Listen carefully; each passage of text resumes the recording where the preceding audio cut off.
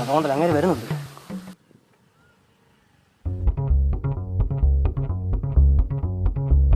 പത്ത് 26 വയസ്സായാലോടാ, പണിക്ക് വല്ലതും പൊക്കോളൂടാ.